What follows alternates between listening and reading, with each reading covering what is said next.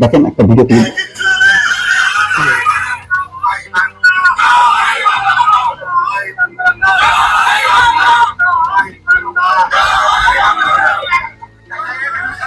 জামাত NCP ঠেকিয়ে দ্রুতই মাঠের রাজনীতিতে ফিরতে চায় কার্যক্রম নিষিদ্ধ আওয়ামী লীগ। দলটির সঙ্গে সংশ্লিষ্ট সূত্রগুলো বলছে, আওয়ামী লীগের মূল লক্ষ্য এখন সংসদের বিরোধী দল জামায়াতে ইসলামী ও জাতীয় নাগরিক পার্টি এনসিপিকে ঠেকানো।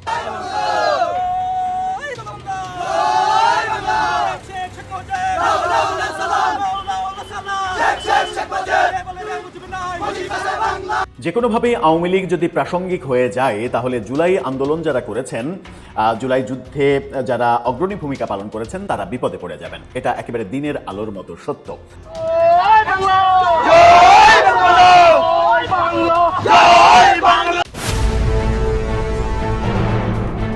স্থানীয় সরকার নির্বাচন সামনে রেখে নতুন কৌশল সাজাচ্ছে কার্যক্রমে নিষেধাজ্ঞার মুখে থাকা আওয়ামী লীগ। ত্রয়োদশ জাতীয় সংসদ নির্বাচনের বাইরে থাকা দলটি এখন সিটি কর্পোরেশন, উপজেলা পরিষদ, পৌরসভা ও ইউনিয়ন পরিষদ এই 4 স্তরের নির্বাচনে কিভাবে নিজেদের অন্তর্ভুক্ত করা যায় সেই কৌশল খুঁজছে। আসসালামু আলাইকুম ওয়া রাহমাতুল্লাহ। বিডি নিউজ বক্সের নতুন একটি নিউজে আপনাদেরকে স্বাগতম।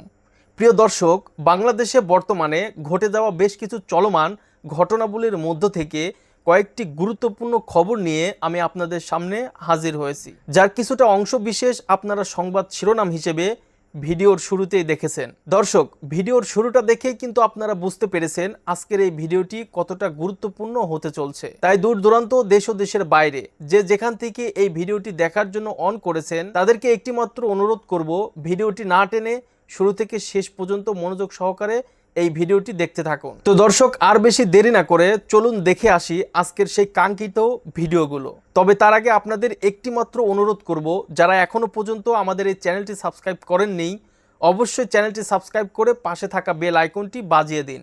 আর যারা অলরেডি ইতিমধ্যে সাবস্ক্রাইব করে রেখেছেন তাদেরকে অসংখ্য ধন্যবাদ এবং আমাদের পক্ষ থেকে অভিনন্দন জানাচ্ছি। তো চলুন দর্শক, ভিডিওতে একটা লাইক দিয়ে ধারাবাহিকভাবে সবগুলো ভিডিওর আলোচনা পর্যায়ক্রমে আমরা এবারে দেখে আসি। স্থানীয় সরকার নির্বাচন সামনে রেখে নতুন কৌশল সাজাচ্ছে কার্যক্রমে নিষেধাজ্ঞার মুখে থাকা আওয়ামী লীগ। ত্রয়োদশ জাতীয় সংসদ নির্বাচনের বাইরে থাকা দলটি এখন সিটি কর্পোরেশন, উপজেলা পরিষদ, পৌরসভা ও ইউনিয়ন পরিষদ এই 4 স্তরের নির্বাচনে কিভাবে নিজেদের অন্তর্ভুক্ত করা যায় সেই কৌশল খুঁজছে। তাদের লক্ষ্য স্থানীয় সরকার নির্বাচনের মাধ্যমে ধীরে ধীরে নির্বাচনী রাজনীতিতে ফিরে আসা। আত্মগোপনে থাকা দলটির বিশ্বস্ত সূত্র বলছে, স্থানীয় নির্বাচনের পাশাপাশি তাদের আরেকটি লক্ষ্য পেশাজীবী সংগঠনের নির্বাচন, বিশেষ করে আইনজীবী সমিতিগুলো নির্বাচনে কিছুটা জায়গা করে নিতে চায় তারা।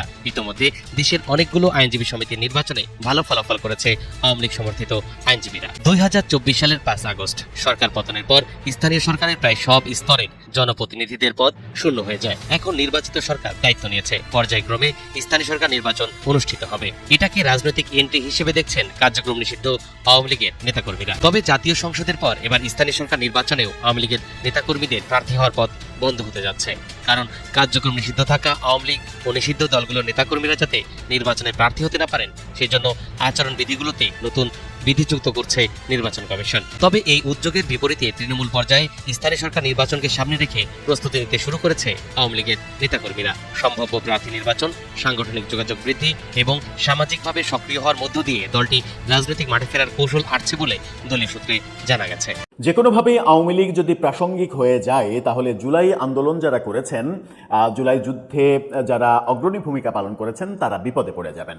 এটা একেবারে দিনের আলোর মতো সত্য। প্রফেসর ইউনূসের আমলেই আমরা এই সুর উঠতে দেখেছি, আগেই তো ভালো ছিল। অর্থাৎ প্রফেসর ইউনূসের অপশাসনের কারণে জনগণ বিরক্ত হয়ে পড়েছে এবং বিরক্ত হওয়ার কারণে তারা বলেছিল যে লাভটা হলো কি, ফ্যাসিস্ট তাড়িয়ে লাভটা হলো কি, আগেই তো ভালো ছিল। এই যে আগেই তো ভালো ছিল, এটা মানুষের আক্ষেপ তৈরি করার যে প্রেক্ষাপট তৈরি করেছিল প্রফেসর ইউনূস সরকার, সেই আগুনটা যেন এখন জুলাই যোদ্ধাদের মধ্যেই বিরাজ করছে। এখন জুলাই যোদ্ধারাই যদি বলতে শুরু করেন আগেই তো ভালো ছিল, অর্থাৎ আওয়ামী লীগের আমলই ভালো ছিল, তাহলে এর চাইতে দুঃখজনক, এর চাইতে বিপর্যয়কর বক্তব্য কিংবা বাস্তবতা আর কি হতে পারে? কোনো জুলাই যোদ্ধা, মানে একেবারে সম্মুখ সারির নেতা, টপ 2 কিংবা 3 একজন নেতা যদি বলেন যে আওয়ামী লীগের আমলই ভালো ছিল বর্তমানের চাইতে, তাহলে কোন ভয়াবহ পরিস্থিতি তৈরি হয়েছে প্রফেসর ইউনূস সরকারের আমল থেকে এখন পর্যন্ত, সেটা কি প্রমাণ হয়ে যায় না? যদিও এই বক্তব্যটা বর্তমান সরকারকে বিব্রত করার জন্যই এসেছে, কিন্তু বক্তব্য আপনি বর্তমান সরকারকে বিব্রত করা কিংবা সমালোচনা করার জন্য একটা বক্তব্য দিচ্ছেন, সেই বক্তব্যে যদি আপনি বলে ফেলেন যে আওয়ামী লীগই ভালো ছিল, তাহলে সমস্ত আন্দোলন, জুলাইয়ের সমস্ত আন্দোলন ফিকে হয়ে যায়, মিছে হয়ে যায়। আসিফ মাহমুদ সজীব ভুঁইয়া তেমনই একটা মারাত্মক মন্তব্য করে আমার মনে হয় নিজে তো ফেসেছেন, জুলাই আন্দোলনকে প্রশ্নবিদ্ধ করেছেন, এনসিপিকে প্রশ্নবিদ্ধ করেছেন, প্রফেসর ইউনূসের শাসনামলকে প্রশ্নবিদ্ধ করেছেন এবং আওয়ামী লীগকে প্রাসঙ্গিকতা দেওয়ার ব্যাপারে সব থেকে বড় সার্টিফিকেটটা দিয়ে দিয়েছেন। চলুন আসিফ মাহমুদ সজীব ভুঁইয়ার এই বক্তব্য নিয়ে একটু বুঝে ওঠার চেষ্টা করি, তার চোখে এখন আওয়ামী লীগ কেন ভালো হচ্ছে। দর্শক, বলছিলাম অবিশ্বাস্য হলেও মজাদার হলেও এটাই সত্য, আসিফ মাহমুদ সজীব ভুঁইয়া বলেছেন যে বর্তমানে চাইতে আওয়ামী লীগই ভালো ছিল, আগের 17 বছরই ভালো ছিল। কিভাবে বললেন, কোন প্রেক্ষাপটে বললেন, সেটাও ইন্টারেস্টিং। যে প্রেক্ষাপটেই বলুন না কেন, যদি তারা বিএনপিকে বিব্রত করার জন্য এই কথা বলে থাকেন, তবুও এই কথা বলার আগে 1 কোটি বার ভাবা উচিত ছিল যে তাদের মুখ দিয়ে বর্তমানে চাইতে অতীত ভালো ছিল এই কথাটা বলা মানে ফ্যাসিস্ট, এতদিন ফ্যাসিস্ট করা, এই ব্যাপারটা হয়ে যাবে মিথ্যে। কি বলছেন তিনি, বাংলা ট্রিবিউনের শিরোনামটা দেখে নিন। তিনি বলছেন হাসিনার 17 বছরে গ্যাসের যা দাম বেড়েছিল, বিএনপির 3 মাসে ততটা বেড়েছে।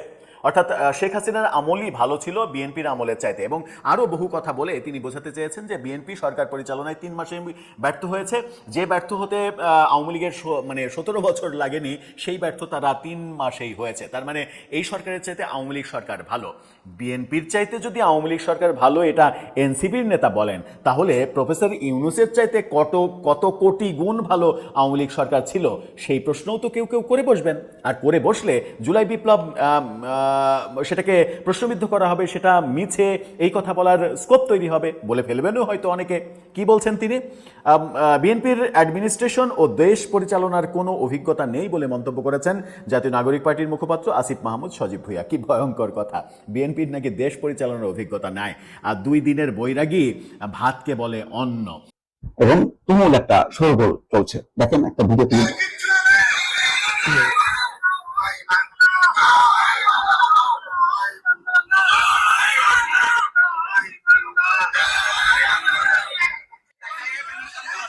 ঘটনা হয়তো পুরোপুরি সত্য না, কিন্তু কিছু সত্য। বিভিন্ন জায়গায় সংঘাত হচ্ছে। নোয়াখালীতে তুমুল পরিস্থিতি বিএনপি আওয়ামী লীগের। আমার কাছে এটাও খুব অবাক, নোয়াখালী ওই জোনগুলি আমি বিএনপি জন মনে করতাম, যে আগে আওয়ামী লীগ এটা জোরপূর্বক। তো বোঝা যাচ্ছে 15 বছরে তারা সব জায়গায় একটা ঘাঁটি কাটছে। আর এই যে মিছিলের নোয়াখালীতে হচ্ছে, তারপরে এই খুলনা অঞ্চলের দিকে হচ্ছে, মাদারীপুর, শরীয়তপুর, আরো বহু জায়গায় হচ্ছে, ঢাকা হচ্ছে, তৎপরতা বেড়েছে এবং যথেষ্ট পরিমাণ তারা তাদের সাংগঠনিক শক্তি দেখাইছে, এবং চট্টগ্রামে তো দেখাইছেই। পুলিশ সংঘাতে যাচ্ছে না তেমন ভাবে, হালকা পাতলা কিছু ঘটনা ঘটছে। তাদের মিছিলের ছাড়াও 3টা জানাজা হয়েছে, এটা খুব দৃষ্টিতে এসছে। ঢাকায় তোফায়েল আহমেদের, ভোলায়ও হয়েছে সেই জানাজা। তারপরে চট্টগ্রামে ইঞ্জিনিয়ার মোশাররফ, আর ঠাকুরগাঁয় এক এমপি এবং তার ছেলে সুজন এমপি, তিনি বাবার জানাজা এসেছেন। বিপুল মানুষের সমাগম, সেখানে স্লোগান উচ্চারিত হয়েছে। এই তৎপরতাগুলির মধ্য দিয়ে জানাজা এবং মিছিল, এনসিপি তো আস্তে আস্তে গুটায় আসতেছে। পুলিশ পাহারা নিয়ে ওই দিন দেখলাম যে নাসিরুদ্দিন পাটোয়ারি যাচ্ছে, তার সামনে পুলিশ যেভাবে মার্চ করতেছে, মনে হচ্ছে যে মানে কোন দেশের মন্ত্রী মিনিস্টার আসছে, বা আমাদের দেশের মন্ত্রী মিনিস্টাররা চলাচল করলে যেমন হয় সেই রকম প্রোটোকল নিয়ে চলছে।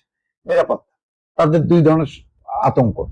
বিএনপি নেতা কর্মীরা সামনে পাইলে পিটান দেবে, আর নাইলে আওয়ামী লীগ যেভাবে হামলা করবে। তো তারাও এখন শঙ্কিত, তারাও এখন প্রোটোকলের মধ্যে ঢুকে গেছে। তার মানে রাজনীতির মাঠটা ফাঁকা হয়ে গেছে। এই ফাঁকা মাঠে আস্তে আস্তে ভিড় জমাচ্ছে আওয়ামী লীগ, ছাত্রলীগ বা তাদের যুবলীগ, স্বেচ্ছাসেবক লীগ, এই সংগঠনগুলোর নেতাকর্মীরা। এটাই বাস্তব।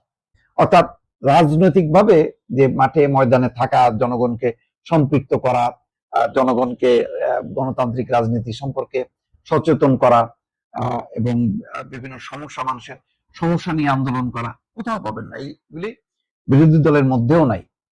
এই চলমান যে বিভিন্ন সমস্যাগুলি নিয়ে তৃণমূলে জামাতের সক্রিয়তা সেটাও দেখবেন না।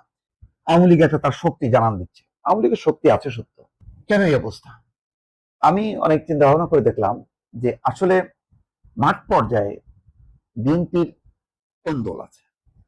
বিএনপির একটা অংশ এখন সরকারের নানা কাজকর্ম নিয়ে ব্যস্ত, অর্থাৎ ঠিকাদারি ব্যবসা থেকে শুরু করে বিভিন্ন বাণিজ্য, তদবির বাণিজ্য, ঘুষ বাণিজ্য, যেগুলি হয় সরকারি দল থাকলে তার কিছু সুযোগ সুবিধা, প্রশাসন, পুলিশ, তাকে ঘিরে যে একটা রমরমা বাণিজ্য আছে, আদালত, থানা, এগুলি সবকে ঘিরে আগে আওয়ামী লীগের জায়গায় বিএনপি এখন ওইদিকে মনোযোগ দিচ্ছে। এটার একটা বড় অংশ।